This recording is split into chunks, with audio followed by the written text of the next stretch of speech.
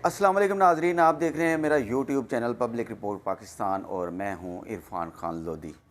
नाजरीन, ईरान के अंदरूनी हलकों से एक हैरत कुन खबर जो सामने आ रही है। मुख्तलिफ गैर मुल्की और सिक्योरिटी ज़राए के मुताबिक ईरान ने एक सीनियर फ़ौजी कमांडर जनरल इस्माइल कानी को मुबैना तौर पर छानबीन के लिए तहवील में लिया है। ताहम इस खबर के बाज़ाब्ता सरकारी तस्दीक ताहाल सामने नहीं आ सकी है।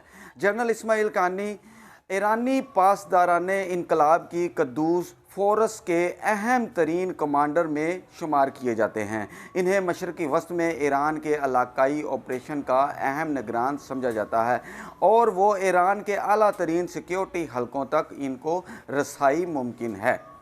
नाजरीन, रिपोर्ट्स के मुताबिक ईरान में हालिया हसास हमलों और सिक्योरिटी लीक्स के बाद अंदरूनी सतह पर तहकीकात शुरू की गई है। ज़राए का कहना है कि जनरल कानी कई अहम मुलाकातों और ऑपरेशनल इजलास में शरीक रहे थे जहां बाद में हमले हुए।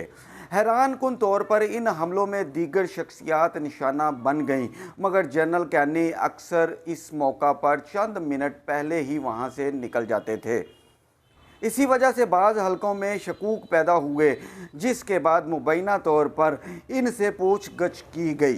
तजिज़ियाकारों के मुताबिक अगर ये खबर दुरुस्त साबित होती है तो इसका मतलब ये हुआ कि ईरान के अंदर सिक्योरिटी निज़ाम में किसी बड़े लीक या इंटेलिजेंस नाकामी की तख्लीक़ात हो रही हैं। ऐसे इक़दामात आम तौर पर इस वक्त देखने में आते हैं जब किसी मुल्क को शुबा हो कि अंदरूनी सतह पर मालूमात दुश्मन तक पहुंच रही है। इस पेशरफ्त की कई मुमकिना असरात हो सकते हैं। ईरान की फ़ौज क़यादत में दबाव, खित्ते में जारी कशीदगी में मज़ीद इजाफ़ा, ईरान के अंदर सिक्योरिटी अदारों की सख्त कार्रवाइयाँ। नाज़रीन, जनरल इस्माइल कानी से मुतल्लक ये ख़बर अभी इब्तदाई मरहले में है और इसकी सरकारी तस्दीक का इंतज़ार है।